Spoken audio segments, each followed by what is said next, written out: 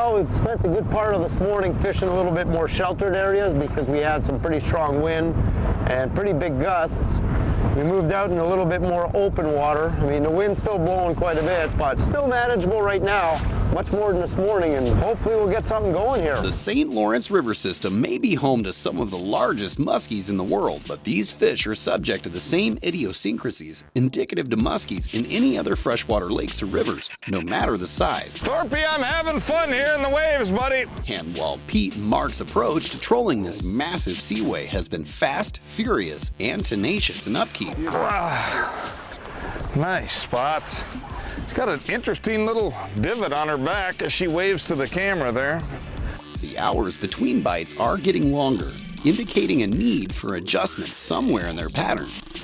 So what's interesting about it when you troll for that long is you know you're doing the right thing, you know the fish are there, you know you're in the right spot, all that stuff, but when nothing happens after a while, eventually you go from a stage where you're like, we gotta get something anytime, and then you go to a stage where you're like, I don't know if we're gonna get anything anymore, and you almost kind of forget you're trolling.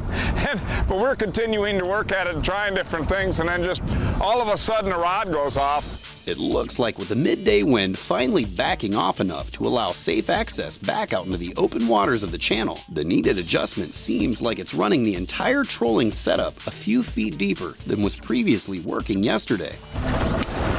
Nice fish. Oh, nice fish. Hooked a little funny. You know, that front hook was kind of bent out. You know, sometimes do that. Swim alongside a bait and just hit them with their nose and end up with hooks in their cheeks or hooks underneath their chin. A lot of times what happens is those hooks will fold underneath when they hit like that. That's how they get hooked up. Okay, Pete, I'm just gonna come in there and put the tag on that fish. All right.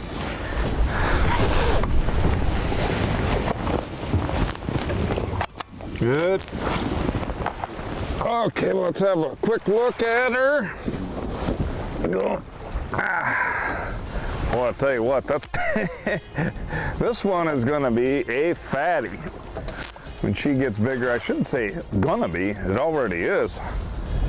A great big fish, we better get her back. Boy, it's a strong one.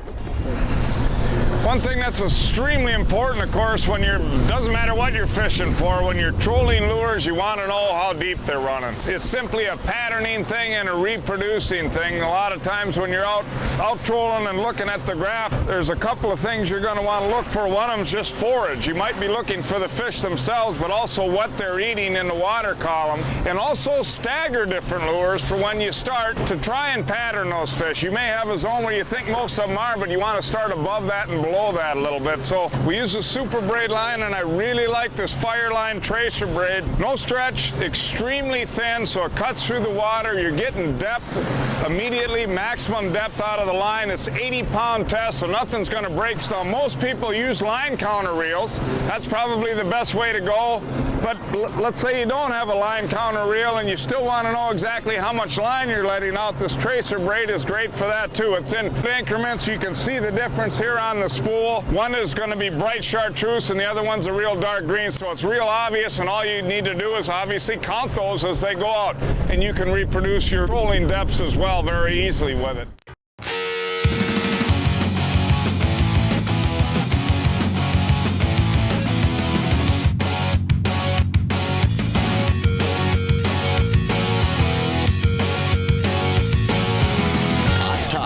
Leading information on tackle and techniques to make you a better fisherman. Presented by Mercury. I bet you're wondering what I have on the back of this 17-foot aluminum boat. Those are power poles. Bass guys use them all the time. They're shallow water anchors. Basically, if you're under 8 feet of water, you can spike those things down. It looks like a giant claw going down, spikes right into the bottom and hold you steady, even in a pretty good wind. So if we're up here in the north, we'll use it for the same thing. Shallow water jig pitching to walleyes in the spring. When the panfish are shallow, it's just an anchoring system, works great. But what are those big wide paddles on the back? You don't see those often. And what they are is they're drift paddles. Now a drift paddle will take the place of your sea anchor. So for a walleye angler who's fishing in heavy winds, you don't have to carry those big bulky anchors anymore. It's attached right to the paddle. You lower it down into the water and it acts as a slowing down of the boat. I'm trolling as slow as this 115 four-stroke Mercury will go right now, and my GPS reads about 2.8, 2.9. If I want to try to troll slower than that, I'd have to use a kicker motor. And in some cases, you're looking at a lot more cost, or sometimes the boats are small enough you can't fit a kicker on the back. We could get a kicker on this boat, but just for purposes of showing you, I'm going to lower the drift paddles and the power poles down, and we'll see what happens to the speed of this boat. So we'll go ahead and put them down. Wow, it's pretty dramatic. I mean, I can feel it. It's going down 1, 3, 1, 2. I mean, it's all the way down to 1.2 miles an hour. Guys and gals, you could troll spinners on the Great Lakes or in any type of open water situation at that speed, 1.2 miles an hour, with 115 horsepower four-stroke because of the drift paddles on those power poles.